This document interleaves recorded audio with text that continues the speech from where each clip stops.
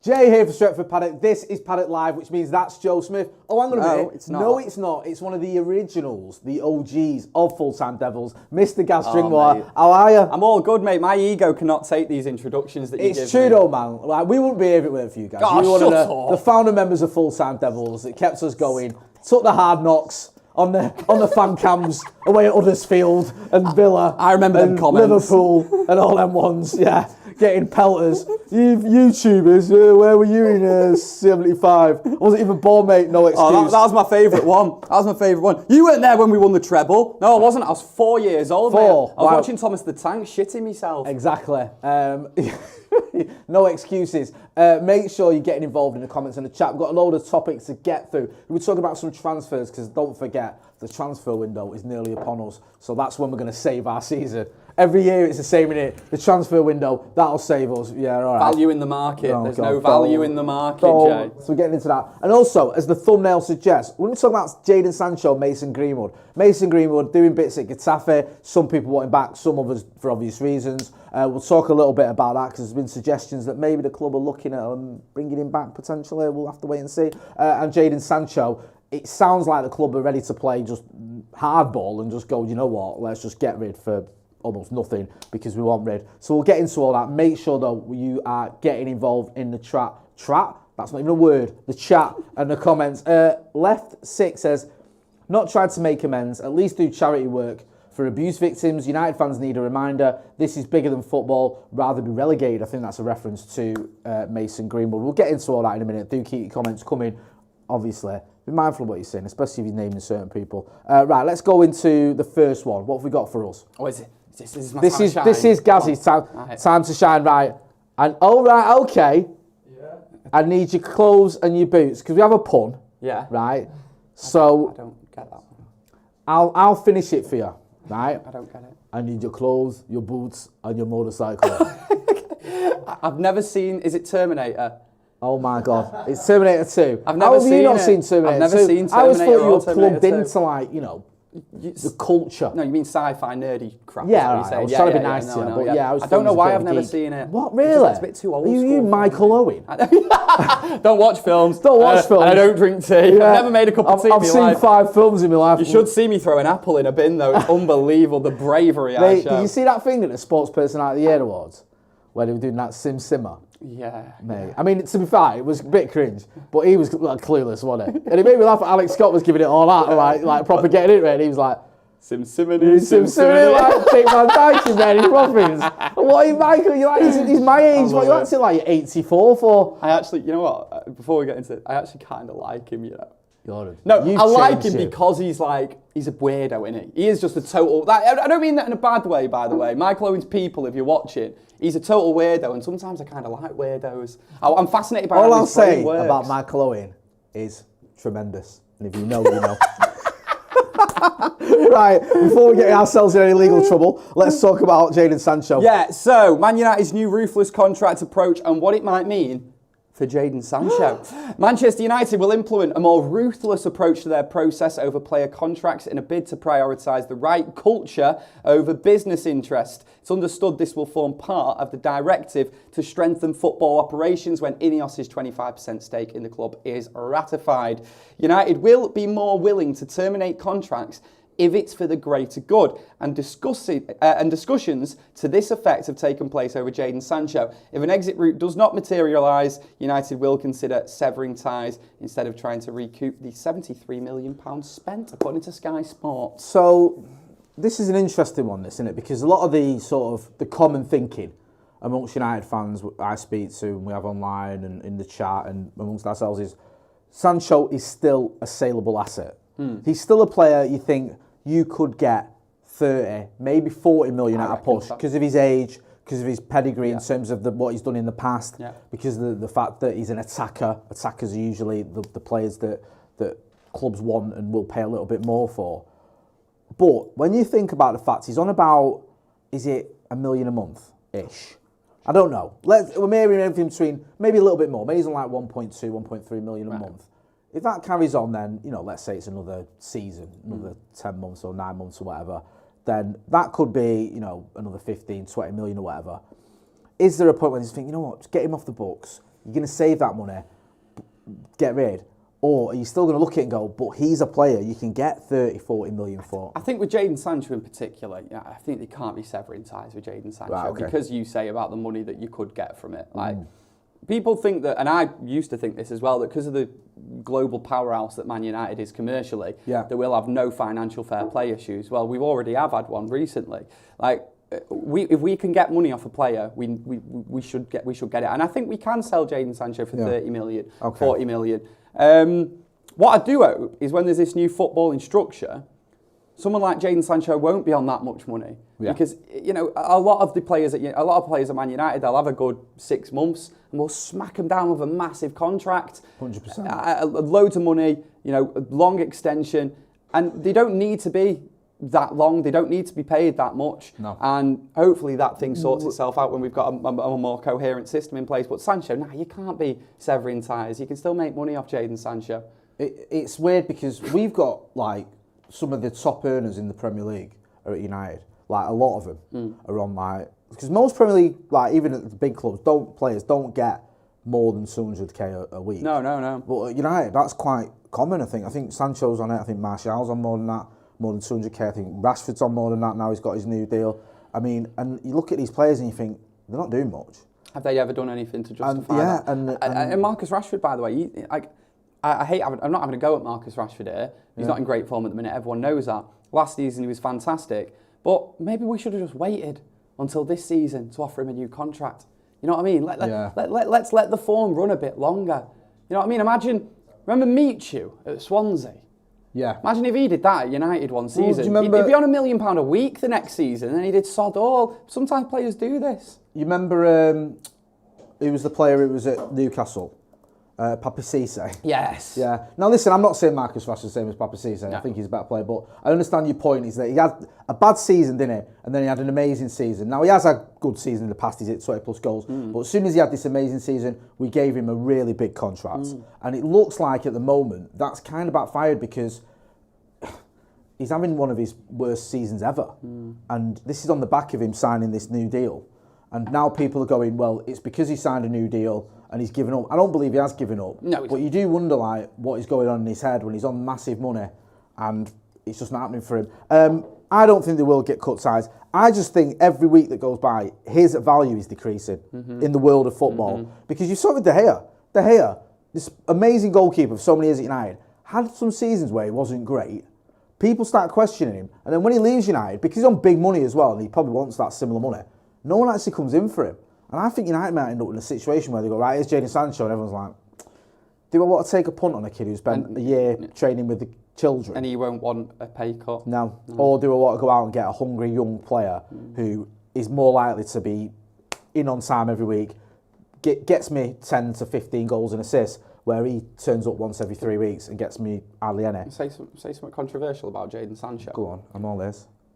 If Sir Alex Ferguson was Man United manager, go on, he'd be back in the team by now. I'm not saying Fergie wouldn't have done the same thing that Ten Hag did in that situation, but I think that Fergie would have gone and sat down with him. They would have had meaningful chats. They would have come to some sort of conclusion. I just think, and I'm not necessarily, we don't know really with Eric Ten Hag, I don't know what happens behind the scenes, who knows, but I feel like you've got to have that man management with a player, especially when you've had a falling out. It can't just be as simple as say sorry or sod off. You've got to bring them round a little bit, and I think Fergie would do. No, I hear, you know what? Fergie had a good way with managing players, didn't he? And getting out of players that you think, I mean, Eric was alive. I'm not comparing Jadon Sancho to Eric, by the way. And Fergie used to let Eric off with a lot that he wouldn't let anyone else off with. I just think it's really, really sad with Jadon Sancho. I was so excited when we signed him. Look at what he did at Dortmund, absolute smashing it. You think we've got one of the best young attacking players in the world. You look at that sort of triumvirate of Haaland, Sancho and Bellingham. Bellingham, probably the best midfielder on the planet, breaking records at Real Madrid. Erling Haaland just been runner-up in the Ballon d'Or and won a treble, albeit with 115 charges hanging over that club, but we don't need to get into. Exactly. And you've got Jadon Sancho, who's training with the kids and not even getting a game. It's actually really sad. Get involved in the chat and the comments and let us know what you think. Do you think Jadon Sancho is going to be back playing for Manchester United?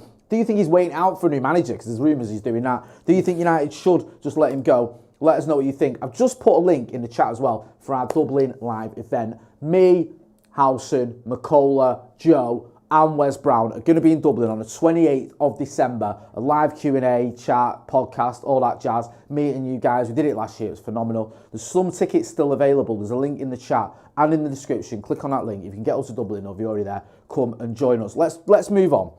Let's talk about Mason Greenwood. Would it work? It's weak, but we'll allow it. Yeah, we'll allow it. And we don't want to go too OTT with the puns with him. Mason Greenwood, sorry, go on, I'll let you do your business. Yeah, I was going to say, go on, I'm toes here, stepping you know on what I your mean? toes here. Mason Greenwood's recent performance against Atletico Madrid sparks major interest. You may have seen this last few days. United apparently have received offers from Real Madrid and Barcelona for Mason Greenwood. PSG and Chelsea are also following him, but the Spanish giants are the first to make concrete offers. Greenwood has been one of the most informed players in La Liga in the last few weeks. Manchester United said to seriously consider giving Mason Greenwood a second chance at the club after a successful loan spell at Getafe. So two separate sources there. I've just got to say about this Francois Plateau chap. Since X went a bit to the dogs in terms of blue ticks. Since it became X. Yeah, since Twitter became X. It's difficult to see how reliable certain people are, because the kid's got a blue tick, he's got 11,000 followers. He doesn't seem to be tweeting guff, but I don't know, and he's got a picture of so what you're saying is this guy genuinely could just be a random bloke? He could be, or he could be a reliable journalist. We don't know. He's tweeting a lot of stories. Good work, Elon. Yeah, but so I don't want anyone to come back and go, no, I don't know this kid. Do you remember when it was that lad in his bedroom who said Qatar were going to buy the club and everyone changed the stock market price? I remember 15 years ago when a load of lads from a Facebook page managed to convince a radio station, TalkSport, sod it, managed to convince them that West Ham was signing this player who wasn't even a real player. His name was Wan Kaibo. He was a regen on some lad's football manager game. And they genuinely got it out there, and TalkSport reported it. The West Ham was signing Wan Kaibo. It didn't even exist. That's class, that's class. So yeah. Don't believe everything you read is what I'm saying. Exactly. So I don't know, this guy, he might be the next Fabrizio Romano, or he might be the next Manchester Evening News reporter. I don't know. We know that Greenwood's obviously doing well. I think he's been getting praised. I think, was it Griezmann or someone last night was singing his praises? Antoine Griezmann was saying how mint he was. We know he's a talented player. Let's not kid ourselves. That's not the issue with Mason Greenwood. It's not his footballing ability. It's the audio we all heard, the accusations, the statements that were made, the pictures that people saw, the way the club have handled it, the fact that when it looked like he was going to come back, there was a massive backlash from a lot of people that said, I don't really want to see him at Manchester United again. Even from staff who said, I don't really want to work for a club that's employing Mason Greenwood. So we know the issues. It ain't about his football. It's about whether the club are ready to stomach it and go, let's have him back anyway, despite all that other stuff I've mentioned. Now, I did say, when that statement came out, from Richard Arnold, from the club, and the one from Mason Greenwood, some of those statements back were terrible, by the way, and I'm not going to re-go over all ground, but just how not to issue a statement. For me, it felt like the door was left open. It didn't feel like he's moving on from Manchester United and we wish him well in his future career. It was, at this stage in his career, he's going away. That's what it seemed like. It seemed like he's going on gardening leave. Yep. So I won't be surprised if Mason Greenwood does come back. I tell you now, though, it isn't going to be a smooth transition. It isn't going to be, he scored a load of goals at Getafe, he's back at Old Trafford now, everyone's happy. There will be a big kick-off for understandable reasons. I don't think he'll be back at Man United. You don't? Fair enough. I don't think so. I think Man United learnt from the PR nightmare that they had at the time that he's not right. And people, you know, and everyone, you know, obviously has their personal opinions on it. I mean, I have my personal opinions on it as well. But I also think, you know, taking all of that stuff away and taking all the things you mentioned away, Man United have had a real problem with drama off the pitch this season with plenty of players. There's not been a player who has caused more drama off the pitch, really, than Mason Greenwood. Nope. You know, even away of the seriousness of what we all heard. Yeah. Surely Man United, on a logical sense, wouldn't want him back involved at the club. It just causes so much controversy, and you know, I know he has sort of a cult-like following nowadays, but look, I don't think United will have him back. And me personally, you know, I think about, you know, women in my life, think about my little sister, think about my mum, and think, could I personally cheer for a guy after what I've heard? Personally, no. Well, it wasn't a great moment in my life. I don't want to be all melodramatic, but it's true. Where when that audio was doing the rounds and me and my missus were like, right, my youngest daughter had a Greenwood on the back of a kit, so we sort that away from her. And then she was like, what's happening to Mason Greenwood? I said, he's done something, so he's not playing for a bit. Wasn't great. Do you know what I mean? It's a horrible moment, that, though. And it is, and it's a bit like, so I understand completely what you mean, bro. And I think that you either have a position on this or you don't, but your position shouldn't change due to the amount of goals he scores for Getafe. No. Like, if you already think Greenwood should come back, fair enough. But if you don't, then I wouldn't say, well, I don't because of what he's done, and I don't believe that, the statement that was put out by Manchester United was fair and accurate. I think there's a case to answer there or whatever, or I heard the audio and it was egregious. But he scored a load of goals now, so it's all right. I think you either have a stance or you don't. Get involved in the comments in the chat. Keep it respectful and let us know what you think. Bill O'Reilly, who's been a member of the Academy for 24 months, says, here's my take. Whether Mason Greenwood comes back or not, I just don't want it to dominate all the headlines forever. Exactly. We have enough division already. It will. I understand you, Bill, and I'm with you, but it will. I agree with that, by the way. This should be sorted out as quickly as possible. If Man United are going to sell him, make the decision now. Do it so he's off as soon as his loan finishes. Yeah. Get it sorted now. Surely they can do that. Yeah, there's a lot of debate. You can see it split in the chat. Some people saying, look, bring him back. Others saying, what are you talking about? I think that is what you're going to face if Mason Greenwood is brought back. You're going to have a lot of fans going, brilliant, he scores goals, I'm up for it. And a lot of fans saying, I don't want to see him representing my football club. I mean, it's not going to be great. Big Dog says, Jesus, he said, read Super Chat in capitals. I'm reading it, man. I stopped reading it to read you telling me to read it. Jesus looks different today. That was his. I mean, to be fair, I can see why you did encourage me to read that. There you go. There he goes, Big Dog. He's put read Super Chat again. I've just read it. You're not watching. Right. Listen, the Greenwood debate will rumble on and on and on until he either signs with someone else or retires. Right. Here we go. Don't hate the players. Hate the game. Erik ten Hag has made a sudden U-turn on two players put on Man United transfer list. So Casemiro and Varan both been linked with January exits from United, but the pair will in fact now reportedly remain firmly part of Erik ten Hag's plans. His stance would only change should either player push for a move away from Manchester, but that doesn't appear to be on the cards. Ten Hag is under pressure with his team underperforming, and he's not been afraid of taking on major names. It was reported that he wanted to make a statement by offloading Varan, Casemiro, or both if the right offers came in. That's the Mirror. Thank you, my friend. Someone's asking why we're doing the 12 days of Paddock this year. I think we are doing the 12 days of Paddock. I think it starts on Christmas Day. Well, that is the 12 days of Christmas, isn't it? Yeah. The first day is Christmas Day. Yeah, so we will be doing that. I know we've not really given it a big push, but we'll start letting everyone know what's going on. If you don't know what that is, it's a members push we have where basically if you join a membership, you get put into the 12 days Paddock draw, and every day for the 12 days of Paddock, 12 days of Christmas, we give a different prize, and at the end of it, we give a big prize, whether it's a PlayStation 5 or a load of money. And unfortunately, I've been told I'm not. Can I end? You can, yeah. Am I actually allowed to enter? Yeah. And you said that hesitantly. I'm not. Well, I'm just saying, when you win, and I get half of it. Okay, yeah. No one can question that. What do you make of this, my brother? Because we were hearing the other week that Casemiro and Varan were done out here, and now it looks like... I never believed it from the minute that those stories came out. Mental, I never believed it from the minute. I also don't think the Varan thing is as deep as everyone makes out. I think Erik ten Hag has his weird little tactical things where he doesn't like Varan as that sort of left-sided centre-back and maybe prefers Maguire and he can't play him with him and him with him. I actually think that Erik ten Hag ideally has Martinez, Varan, they're his centre-backs. You know what I mean? And I don't necessarily think it's an issue if he just doesn't like Varan. Casemiro, I think he won't want to get rid of Casemiro. United's midfield is threadbare as it is. We've got no players in there apart from Kobe Mino who can take the ball from defence and link it up to midfield or even further. Casemiro, maybe that's not his role necessarily in the team, but he's one of those players that can do that better than someone like Scott McTominay. No. I don't think Erik ten Hag wants to get rid of either of these players. The only way they leave, as I agree with this, if they come and say, look, I want to go Saudi, I want a payday at the end of my career, which is fair enough, by the way, if they do. Not holding that against him, but I don't think ten Hag wants him. And obviously, right, listen, Casemiro had a stinker early on in the season. We know that, but he's still Casemiro. There's still every chance that he's not done, and he could come back and be a big part of this team.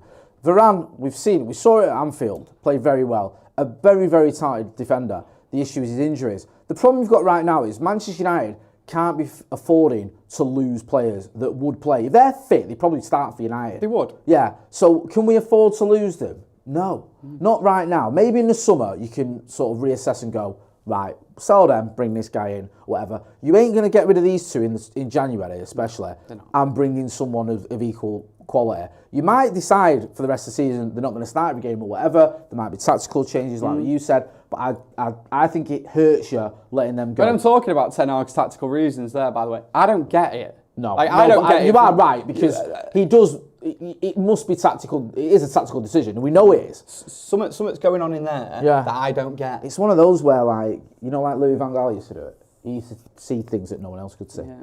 The trouble is, none of his players could see it. Might be the problem with him. Might be the problem with him. And we used to sit there watching 0-0 every week, or watching us lose, going, "What are you doing?" Blind and Smalling were good that season, though, weren't they? Oh man, I know. But it helps when you just don't try and tackle. Like, if you just look at the fact we won the FA Cup, it looks great. Look at the fact, like, he'd throw in Paddy McNair for his debut. Tyler Blackett. Did Blackett and McNair play as a back three against Arsenal once, or have I made that up in my own head and we frigging won? I can't remember. My memory of Louis van Gaal against Arsenal, there's two. There's the one where we won at Old Trafford where he was laying on the floor. Yeah. And there's the other one where Mario Darmian basically retired halfway through the first half. When Alexis Sanchez looked that good, we went out and bought him. I can't remember that. We were 3-0 down after 20 minutes. Why can't that's been cleared out of my memory. I think it finished 3-0 as well, which was a relief because they were absolutely battering us. I remember thinking, oh, Alexis Sanchez is different class. Yeah. And then when we got him, I got all excited. He had that great game against Yeovil. And nothing else. Remember Yeovil? Hey, Yeovil, that was good. That's why we made him the most expensive player or the highest paid player in the history of the Premier League, because he played well against Yeovil. Murphy Boy 23 says, I do believe Ten Hag will succeed under Ineos if they invest as a football owner to challenge the top side. Very reasoned opinion there. I agree, yeah. I think if Ineos come in and get these football people in place, then Ten Hag, if he's given the opportunity, can thrive. I'd like to see Ten Hag be given the chance under people who know what they're doing. I mean, I've put stuff on Twitter recently where I've sort of criticised a lot of the things that have happened at Man United under Ten Hag. Yeah. In particular, look, last season on the face of it looks like a good season. You've got to filter in 4-0 Brentford, 6-3 City, 7-0 Liverpool. You need to filter all those games in there when you weigh up the season as a whole. They are humiliating results that cannot be repeated. And then this season, though, we've seen similar results. That Bournemouth game was probably the most embarrassing result in Man United's Premier League history, I'd say. To lose 3-0 against Bournemouth is terrible. And I've criticised him for all that. However, that doesn't mean I want him gone. No. I think Ten Hag, look, this season, just consolidate. Let's finish top six. I know it's not great. It's not where Man United should be. Them players are better than that. I agree with that. But it's a freaking mess in the background of the club right now. Get top six, end the season. Hopefully we've got new 25% stake in, new footballing structure. And then by the summer, we've actually got a proper working football club again. It will not take long to fix Man United if they are organised well behind the scenes. No, I agree. I agree with that, bro. I think you're right. And I think that part of the problem for Ten Hag is we've gone one way with certain managers. We go, here's this transfer you don't want. Here's another one you don't want. Here's a Donny van der Beek you've got no intention of playing. Here's a Fred that you didn't ask for. Here's a Lee Grant that you don't even know who he is. Do you know what I mean? And it's like, what?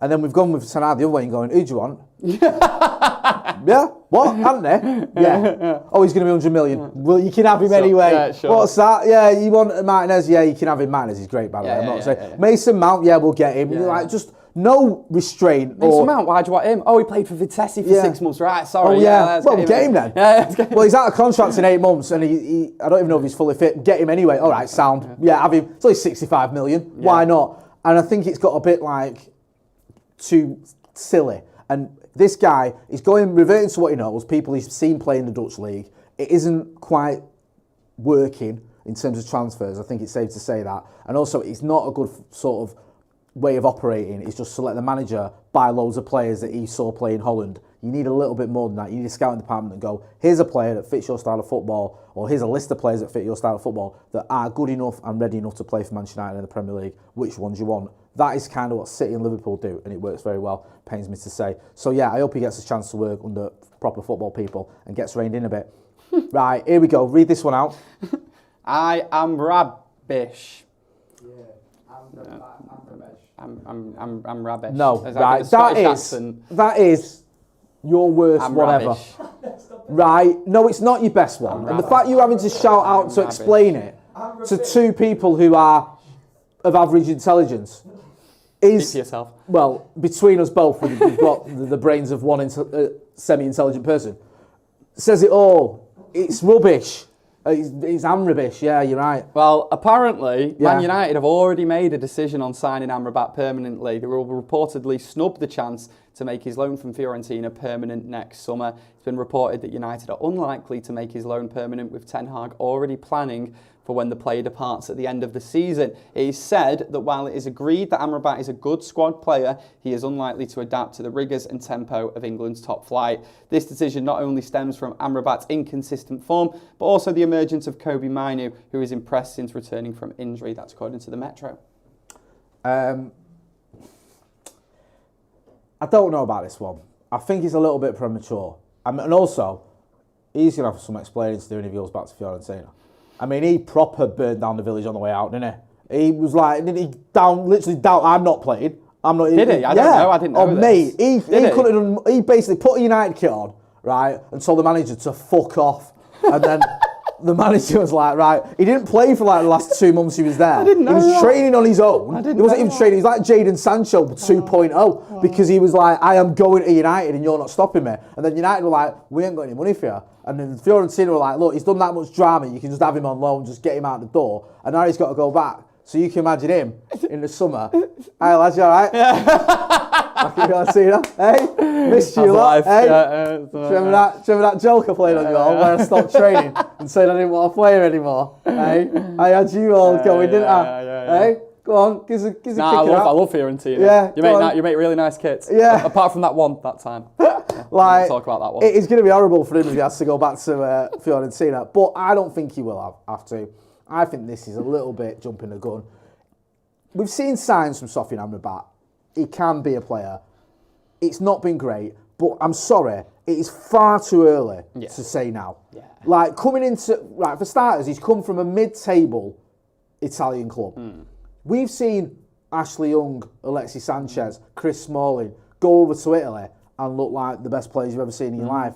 You cannot just come from sort of Serie A into the Premier League first time ever and just smash it. It's so rare. Yeah. He needs time to adjust, and I think there's some like little green shoots. You can go, okay, maybe this can work if he's playing alongside Manu or whatever. Maybe when Casemiro comes back, if them two work together, that could work. But we need to wait and see. I'm not saying he's going to be a success, and I've been amazed by him because I am. But the idea that Ten Hag's already gone, well, he's shit. Yeah. Well, that was a waste of time. Is nonsense. I agree. Let's wait and see. It's far too soon, isn't it? I also agree that we've not really seen anything from him so far. You know, I suppose, in some games, the Liverpool game, played well, didn't he? I've not necessarily was been it too Everton impressed he with played him. really well? There was a game on the way he played really well. I think it's He's not really done anything too terrible. He's not done anything too great either. No. And like you say, I would be curious to see how he plays with someone like Casemiro alongside him. But for me, and maybe this is me now jumping the gun a little bit with another player, my ideal United midfield at the minute is Casemiro, Mainu and Fernandes. I think that would be brilliant together. I can't wait. Mainu got a problem with that. has stunned me. I think Eric Ten Hag is going to have to make a decision soon about whether he wants to play Scott McTominay or Bruno Fernandes. I don't think them two work together. I thought McTominay as a number 10 in the last game against Liverpool. I thought that might have worked, and it didn't. I didn't. On the ball, he's just not for me. I mean, I'd pick Bruno, by the way, but I think he's trying to keep McTominay in the team because he gets him goals to a certain extent. But I think it doesn't work with them two. He's shifting Bruno out of the way to accommodate McTominay. McTominay has scored 5 Premier League goals, but I mean, it's a good return. Is he our top goal scorer? I think he is. Yeah. But he scored in 3 Premier League games. Is that? Do you build your team around that? For me, it's a bit much. If he was putting up Haaland numbers, or Frank Prime Scholes or Frank Lampard numbers from midfield, you go, okay, yeah, let's do that. But he ain't. Well, the thing is, there's no other midfielder around him that's necessarily doing it either. No. Obviously, Kobe Manu's been great recently. I think Fernandes has actually put in all right numbers. I think he's on 10 goals and assists, so it's not too bad from him either. But I think that his goals, weirdly, are enough to get him in the team at the moment because of the injuries and the fact that there's no one really else. Oh, the injuries, but now you've got, say, Bruno coming back this weekend. Yeah. Do you, No. Because I don't think you can play Bruno and somebody in midfield. You may disagree, get involved with the comments, let us know what you think. What do you think about Amrabat? Dylan N says, keeping Scott in the team over Bruno would be the worst decision ever made. Knight says, need both Todibo and Thuram from Nice. other people I'm just trying to see. Happy Day says, I've seen enough. Amrabat isn't good enough. Even Fred is better than him. Fred wasn't. I mean, look, this is that typical thing where as soon as they leave, you say they're mint. But like Fred, genuinely, like wasn't that bad for Man United, really, was he? On the grand scheme of things. I'll give Amrabat a chance. Kimchi Cracker says Amrabat had a couple of decent matches. I think that's fair to say. Any more? Is that our lot? One more. Yeah, we got one more. Got another There we one. go. Hey Nico, want to go United? What's that reference? What's that? You know, like in Grand Theft Auto when he's like, hey Nico, want to go bowling? Oh yeah, when he it's a rings him Grand all the Theft, time. right, Yeah. Yeah, no. Yeah. Considering the most recent Grand Theft Auto came out 10 years ago, and that was from the game before that, that's a dated reference, but we'll allow it. Man United now eyeing £80 million deal for incredible player to replace Martial. Following 8 years at the club, The Athletic have confirmed that Manchester United do not plan on activating Martial's 12-month extension option in his contract, and he's now expected to leave in 2024. According to recent reports in Spain, Manchester United have lined up Athletic striker Nico Williams in a potential swoop that could cost them around €100 million. That's 86 million quid. The report indicates that replacing Martial has become a priority for United, and Williams has emerged as a target for the summer rather than a mid-season loan. That's according to the ever-reliable Football Fancast. Well, at least it's not the other Nico Williams that we're in for. Wait, what? The Liverpool, the former Liverpool player. Yeah, do you know what I mean? It could be a lot worse. You could think, hang on a minute. What? I was wondering then. 86 million for is he at Forest still? But then I was also thinking, you know what was confusing then? Nico Williams, there's that Nico Williams. Is there an Inaki Williams? Doesn't he play? Oh, Inaki's his brother. Right, okay, right. Well, there we go. And that was my confusion there. I was like, wait a minute, what? But don't know anything about him, Jay. See, this is why you get me and you on the podcast together. Because we can give you the insight that you've been missing here, where we can both say we don't know a lot about him at all, other than I've got a few stats here. Give me your stats, come on. Well, he's played over 130 senior games. Wow. Yeah, he got 6 goals last season. How old is 9 he? in all competitions.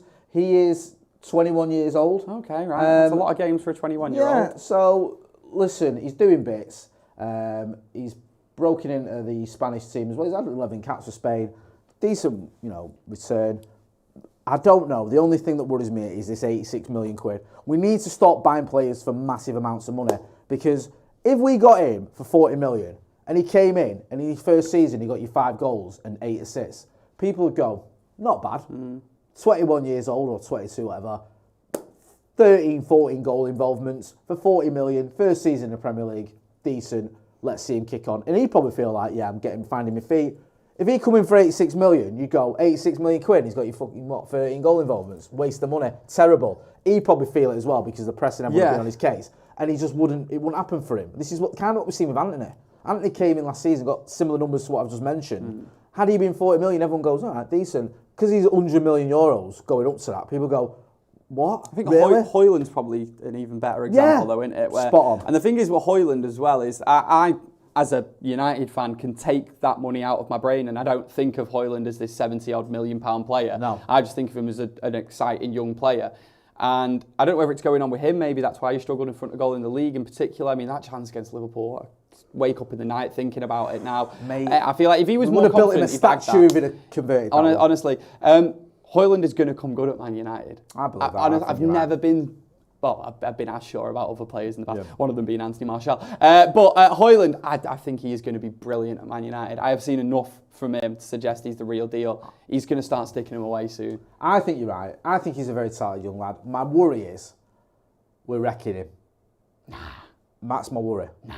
Because you keep playing someone who at times does need a breather, at times does look like he's knackered, and it's going to affect him. And we've seen that with young players in the past. You have to manage him the right way as well. And the problem you've got at the minute, his backup is almost non-existent, because his backup is Anthony Martial. And Anthony Martial playing, for me, as badly as I've seen Anthony Martial ever play for United. Oh, yeah. And that's saying something. And he just looks less enthused than he's ever looked. So I just hope we manage Højlund in the right way. Because I agree with you. I think he's a fantastic player. My only worry is you can run young players into the ground, and you don't want to do that. You have to sort of manage him better. And I think the way to do that is in January, bring in another option. I agree. Because at the minute, we ain't got any. Because if you're Eric Ten Hag and you're under the cosh and you're going, I've either got a player who's a very good young striker, or I've got a player who looks like someone's put a gun to his head to come and play for Manchester United. Who am I going to go with? Do you know what I mean? Even though this kid's got no Premier League goals, at least he looks like he wants to be here.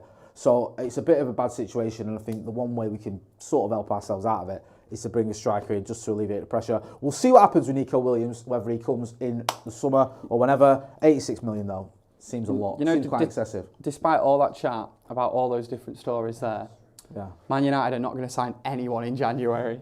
Yeah, I mean, no business is getting done in January. He's probably right, but that's not going to stop us doing about 50 videos. Have I potentially jeopardised the channel? We don't have to insult our audience. They know the game by now, right? We report what's being reported, and we know full well, come January, every single newspaper in the country and Sky Sports and everyone else, and plus we're going to have Darmes from Sky Sports on here about 4 times during the window, are going to be saying, United will link with this one, United can get this one, United are interested in this one. I don't think there's going to be massive business. I think we might get Gazi. Maybe there's 1 or 2 outgoings. It ain't going to be big signings. And you know I ain't going to be big signings because the club are already telling us that. Yeah. Senag's telling us that. Colette Roach, the chief operating officer, told the fans forum. And if you're going on the fans forum, you're usually trying to butter up the fans. Yeah, exactly. So you're not buttering up by saying, oh, by the way, we're not buying anyone. Well, I think United have skirted close to financial fair play as well.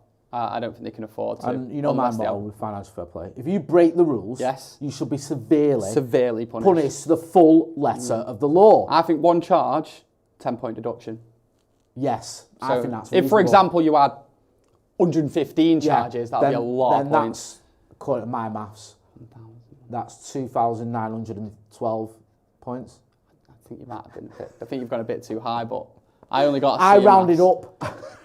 Thank you, Mr. Shaw. Gaz, always a pleasure. Where can people find you? People can find us on the Devil's Advocate podcast. Joe McGrath, who you probably know from the channel as well, he turns up here.